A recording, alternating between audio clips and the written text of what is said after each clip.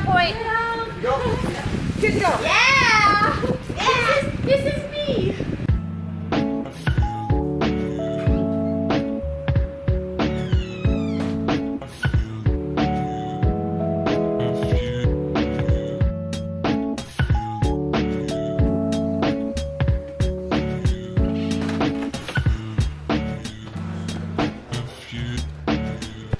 Today is going to be a comprehensive review of the slow motion capabilities of the Sony RX100 Mark V. Now the RX100 claims to do up to 960 frames a second. It also does 480 and 240. This is a perfect time to test it.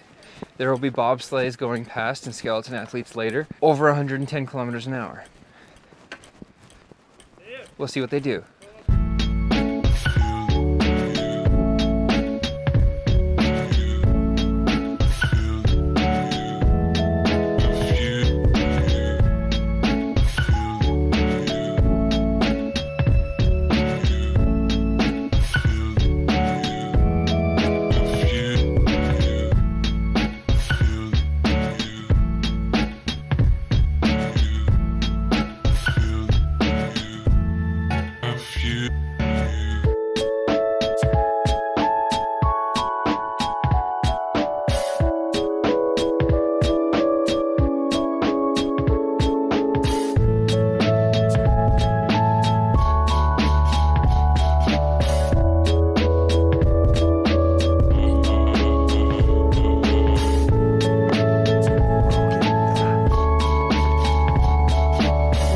Break right now from sliding. The athletes need a little time to do a sled. So my interim impressions of the RX100 Mark V in slow-mo is that it is really smooth.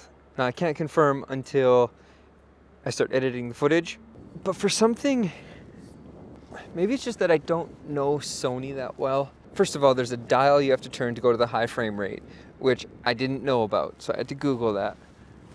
So you switch to the high frame rate, then you have program, auto, manual, aperture settings, shutter, all this normal things for filming as well. But then on the back, you have to push the center button that sets it. It's primed, it's ready. And then you hit record. You have to start it and then buffer it, and then you miss the shot. Top speed for Xiaoyi Zhan, 144. So I thought that was kind of weird. But all in all, this high frame rate stuff is really cool. 960 frames a second. I'm not a huge fan of how long it takes to render after. It's very prima donna. I understand that you have to do that in order to capture it. I wish it could be a little quicker, or like a save for later option, if that's possible, like a little external memory. Okay, I'm ready for this one. 960 frames a second.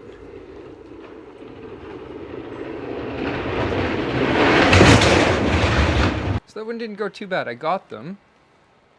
But then you can't stop the recording until it's rendered all the way through and you've seen the athlete. So we're going for about 2 minutes already.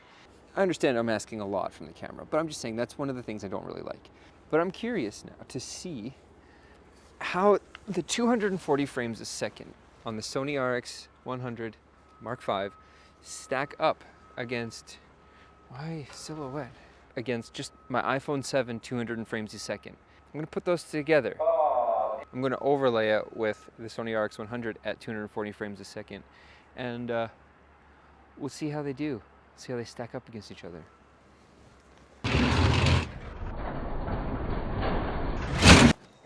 That's the comparison of an iPhone to a expensive, iPhones are expensive too, but that's the comparison of 240 frames a second with iPhone versus Sony RX100 Mark V. And as cool as bobsleigh is, everyone seems to like it a lot, I am a fan of skeleton.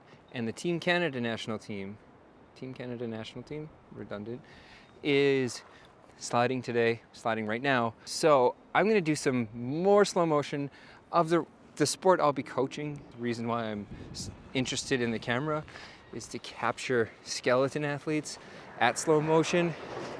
So what you're going to see, there will be 4 Olympians of this group, at least 4 Olympians that will be representing Canada in Pyeongchang.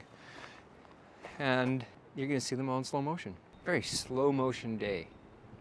Too bad it's not Monday, slow motion Monday. Anyway, enjoy skeleton athletes going 140 kilometers an hour in various slow motion speeds.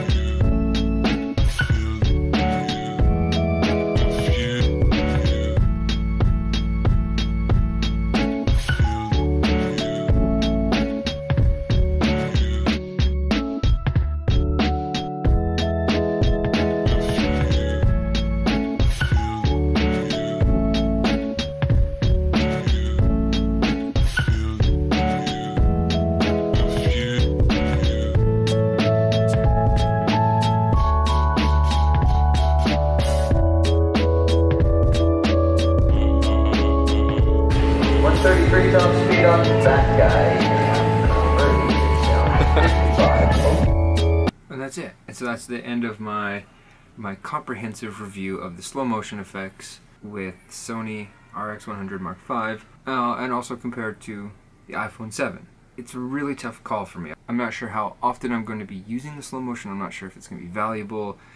It takes a long time. It takes a lot of battery. It takes a lot of data. There's a lot of variables. At least you know now how the Sony RX100 handles slow motion. If for nothing else, it was worth it for that. Thanks for watching. Drop a comment below about what you thought about the slow motion. Give me a take. Was it worth watching? Yeah, was it good? Was it a good feature? Should I be including it in my vlogs more? I like the feedback. I like it. Thank you all. Closer to that 300 every day. 300 subscribers. Thank you. And see you tomorrow.